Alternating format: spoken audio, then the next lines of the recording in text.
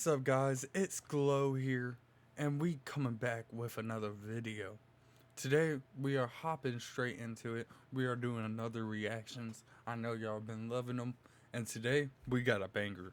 We got a banger, I'm telling you. I love this person. As we get into it, further ado, let's get straight into it. Yes sir. Shout out my brother Super Kit Studios. He makes amazing bangers, amazing videos, just amazing videos. Let's get straight into it. I don't want to hold you.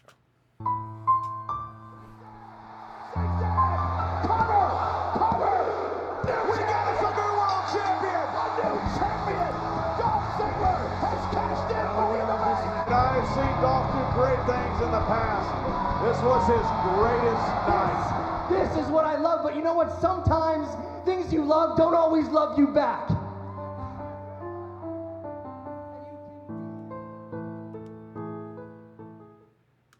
Man, it's just sad how they treated him. He should have been treated so much better. So underrated. Dolph Ziggler has been in the WWE for nearly 20 years, and in that time frame, he's been somewhat of a utility knife for the company, slotting in wherever they need him to. However, his career is defined by one word, and that's almost. Seems like every time he would do something of note, every time he was in a big storyline, or anytime he was ready to make that next step into the upper echelon of WWE superstars, his momentum would be pulled from underneath him, where the company would hesitate to do anything of substance with him. I think a majority of wrestling fans would agree that Dolph Ziggler is one of those guys who's always showed up and put his best foot forward. And to be honest, that's just a fact. Like, everybody that's a true fan, we all appreciate Nick Nemeth, aka Dolph Ziggler. He's one of the greatest sellers in the company's history, and as time has worn on, he's developed an ability on the mic that allows for his passion for pro wrestling to come to the forefront. He loves this, but as you'll see in this video, this hasn't always loved him back. Ziggler was signed to WWE Developmental in 2004 after the company saw him wrestle in college. He had been into wrestling since a very young age. In high school, he set the record for most pins held, and when he got to Kent State University, the record for most career wins. Went to OVW for a bit and then made his debut in September of 2005 as Chavo Guerrero's personal caddy. Guerrero was going under the character of Kerwin White. Unfortunately though, Eddie Guerrero passed away that same year and the character was dropped. Dolph Ziggler being part of the... Hey. Is this me? Is this me? Okay, it isn't me. The act was also scrapped and sent back to OVW, but he'd make his way back pretty quick. In 2006, he re-debuted as part of the Spirit Squad, where he went under the name of Nikki. The Spirit Squad was a group of male cheerleaders designed for comic relief. They were jobbers and very much so treated like that on WWE TV, though the group did get main event exposure when they shared the ring with DX, but it was over before we knew it, and Ziggler was right back where he started in developmental. As time passed and OVW turned into FCW, he refined everything about himself and made his re-debut in 2008 as Dolph Ziggler, a bleach blonde, overconfident, cocky yet charismatic stud who could also back things up in the ring. Early on, he was in mid-card rivalries that weren't anything of note, but he did get TV time on a consistent basis, so it wouldn't be far-fetched to say that management did have plans for him. The same management that through the years would turn things messy for him, let's just say. In his early days, we got signs of something that would plague him throughout his career, and that's stop and start pushes. That's a dope photo. He feuded with Rey Mysterio. That's a dope photo. Kofi hitting him right there. Trouble in paradise. Mysterio and John Morrison failing to win the Intercontinental Championship, but a turning point came for him in 2010 when he was paired up with Vicky Guerrero, who was his on-screen girlfriend. He won the Intercontinental Championship and continued to feud with Kofi for a majority of the year. In early 2011, he was in a rivalry with Edge for the World Heavyweight Championship, where even though he lost the match at the Royal Rumble, he was awarded the world title when Edge was DQ'd for using the spear. So at this point, you could see that there was clearly something that the company saw in him. Otherwise, why would they put his name in the history books, even if it was just for a brief time? He lost the title the same night back to Edge, a step in the right direction for sure, but the feud with him didn't really go anywhere after that. Ziggler and Vicky on screen were moved to Raw after it had come out that Vicky and Dolph attacked Teddy Long. Keep in mind, we were only 4-ish years into his main roster run by this point. When he went to Raw, he won the US title, held it for 182 days in a reign, which wasn't anything memorable. He dropped it to Zack Ryder at the end of 2011 before moving into a rivalry with CM Punk. Punk was in the early days of his 434-day championship reign. Ziggler did pin him once during the rivalry, but he didn't go on to win the big one. However, fast forward to July of 2012, and Ziggler became Mr. Money in the Bank, earning himself a shot at the World Heavyweight Championship anytime he wanted. And there it was, the golden opportunity, the chance to propel him into that next level, win a world title, have a reign with it, and then see where he goes from there. Sometimes you just look at another man and you gotta be like, damn, you sexy. Wait, what? No. During his time as Mr. Money in the Bank, he feuded with Chris Jericho, basically telling him that he lost his touch. Had a rivalry with Randy Orton and John Cena, who, as you guys know, are two of the biggest stars in the company's history. So, as you can see, he was allowed to mix things up with the top stars in the company. He was right there with them, and by virtue of that, had more exposure. Feuding with John Cena during this time, of course, you're not going to end up winning that. He did beat him at TLC where his Money in the Bank was on the line. On screen, he moved away from Vicky Guerrero and instead had AJ as his love interest. WWE even gave him Big E as a heavy, so it looked like they were positioning him for success, and success after the cash-in as well. That brought us to the Raw after WrestleMania 29. Ziggler cashed in the Money in the Bank in one of the most popular cash-ins ever. The crowd was electric because, of course, it's the Raw after Mania. Cashed in on Del Rio, and there he was, the brand new World Heavyweight Champion. But as quickly as that moment came, he suffered a huge roadblock, a concussion that put him out of action for about a month. Ziggler got kicked in the head by Jack Swagger when he was going to pick up a ladder, resulting in him losing memory for 2 days. He came back after a month, and even though the audience was still on his side, upper brass didn't seem to agree. After returning to action, Ziggler lost the title in his first Yeah, he just skipped over it, but I know a little more. Basically, Vince McMahon said, yo, kid, you got injured. I don't trust you to hold a title again because you're going to get injured again. That's basically what happened. Defense to Alberto Del Rio, and he never won a world title again. That's it. That Payback 2013, they even did a double turn with Ziggler turning face, and this didn't really go anywhere. The rest of the year on screen, he lost his girl, he lost his heavy, and sadly, he lost his push, relegated right back to the mid-card. WWE didn't even give the guy a chance. They saw that he was injury prone and they didn't even give him a successful pay-per-view defense to see if he could actually make some noise. They put an end to things before they could even start, and let's not act like the World Heavyweight Championship scene was anything special at the time. Ziggler could have for sure held it.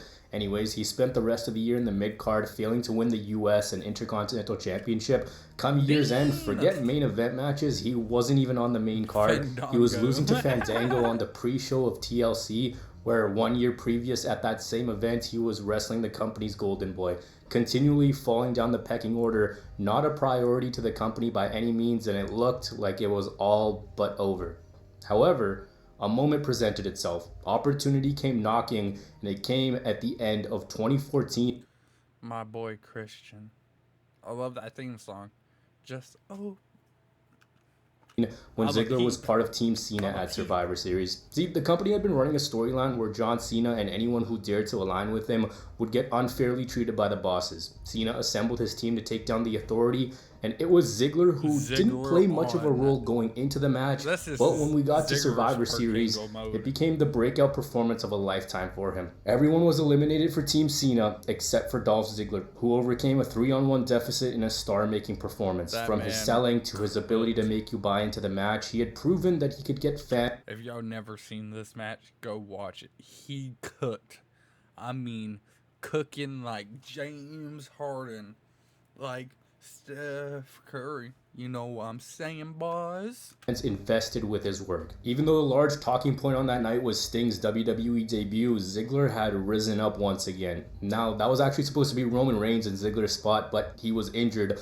Dolph was obviously primed to do something and be a key player in the Authority story moving forward, but the story they instead told was Triple H and Stephanie coming back into power and the company kayfabe firing him, and yeah, that's literally about it. No relaunch, no big pay-per-view main event spot. He did win the Intercontinental Championship though and hold it for a small amount of time, but headed into WrestleMania 31, he was just another guy again. It's pretty unbelievable that they had it right there and they did nothing with the guy. It's also important to remember that this is a point in WWE's history where the company was fixated with pushing Roman Reigns and nothing else mattered. Maybe Ziggler's big performance and his return at the same time is what caused that. I don't exactly know. Throughout 2015, Ziggler was toiling around in random matches, eventually getting involved in a feud with Rusev and Summer Rae in the summer, which wasn't very good. What ended up happening was WWE got pissed that Lana and Rusev, who had actually been dating in real life, revealed that they were engaged, so the storyline ended up being dropped. Earlier in the year, he was in a Kiss Me Arse match against Sheamus. I swear this guy actually might be the most unlucky WWE wrestler ever. Anytime things looked up for the guy, nothing. From here, he quite literally did nothing until 2016 when the brand split happened. Ziggler was quickly given an opportunity to be in a prominent storyline when he became the #1 contender to the WWE Championship. This wasn't some hot storyline with a ton of fan investment, but a fresh challenger. Someone fans wanted to see in that position. No one really thought that he was going to win, but as always, he did his best to make people buy in. He lost at SummerSlam, and this loss was used in storyline where Miz targeted Ziggler for always coming up short. The two had an Intercontinental Championship match at Backlash 2016, which Ziggler lost after interference from Maurice. Dolph wanted another title shot, but Miz refused, which led to Ziggler cutting a very passionate promo in which he put his career on the line. The storytelling and drama of that match, I consider this the best promo in wrestling history, being its key strength. The two doing a really good job at building the tension and engaging the crowd. A crowd that was fully behind Dolph Ziggler. He won that night, and for what, the third time? It seemed like there was another resurrection in Dolph Ziggler's career. Can you guess what happened? They fumbled it. Literally nothing. He had proved that maybe he wasn't damaged goods. He dropped it back to The Miz on SmackDown after just 37 days. The company didn't give him a prolonged run. They didn't use it to propel him into a different role. They didn't let him run with it and showcase his in-ring talent. He's gone on record to say that he actually wanted to lose the match at Backlash so he could take some time away. However, as the title suggests, almost. In an alternate universe, he goes on a Seth Rollins-like IC Championship run, but that didn't happen for him. At this point, multiple opportunities to have him be something more.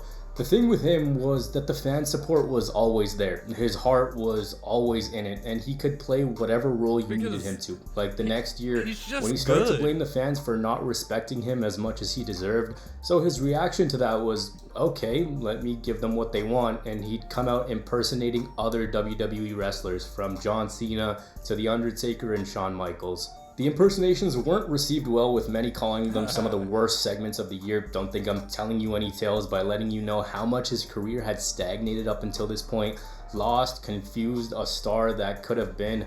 In that same year, he won the US Championship at Clash of Champions, and then the following SmackDown vacated it, telling the crowd that here is something to remember me by, teasing to leave the WWE. This was done to try to reboot his character, but it didn't. He returned at Royal Rumble 2018, and there was a lot of talk that he might actually win it. If they wanted to repackage him, they should have done something different when he came back. He had the same entrance, the same ring gear.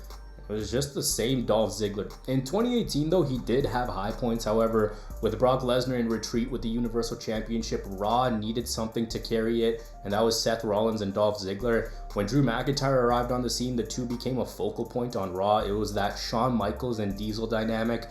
Eventually, after winning the tag titles, they had a rivalry which surprisingly had no big blow-off, no big pay-per-view match. So you look at things and you go, okay, maybe something happens once, coincidence, maybe twice, okay, unlucky, 3 times, okay, maybe they had other plans. A tag team, and a big tag team, to have a breakup, and you're not even gonna run it on a B or C level show, seems kind of suspect, and honestly it seems really unlucky. He feuded with Kofi in 2019 for the WWE Championship, you know, the "it should have been me" promo. After that, he hasn't really done anything of note. He's been the guy that WWE throws in when they need a safe He won NXT Gold. hand. Whether it's a thrown together tag team or random mid-card matches, he seems like their guy to do just that. He's also received a co-sign from The Rock, who at one point responded to an Instagram post that WWE put up. It showed Dolph Ziggler with the WWE title, and he said, quote, "I'd co-sign this decision 100. Talented dude and always has had a spark in his presentations." Facts. He won the NXT Championship in 2022, which is so random, but I guess it makes sense with his career. It's a story of what if, and normally these are based on guys who fumble their careers, or guys who fail to find that same magic again, or people who get injured. But not in this case. In this case, the company had multiple opportunities to push him. They never gave the guy any consistency, and on multiple occasions he rebuilt himself. The earmarkings for success were there from a young age. The cash-in felt like he had the wrestling world at his fingertips, but right when he got on the cusp of something, WWE refused to allocate the time and effort into making him into something bigger. You can never say never, because you don't know when someone will get hot and all of a sudden factor into the plans, because we've seen that again and again. I think a lot of you guys have watched enough wrestling that you just don't know when someone will become a fan favorite and they'll want to push that guy. However, in Ziggler's case, it's all about what you do with them afterwards. And in his case, the misses have been injury. The misses have been WWE just not trusting him, and it's so strange. He's had a successful career, yes. The dude's won a ton of titles. He's had his fair share of strong matches, and I genuinely believe he has the respect of a majority of wrestling fans. Just a constant workhorse who does whatever is asked of him. But in retrospect, you look at all the chances to make him into something, and they didn't. But you guys let me know. What went wrong for the guy? Do you think the guy... Okay, that's where we're going to end that part of the video off. I have one more. Guy should have been someone on the posters and on the marquee for the W. I have.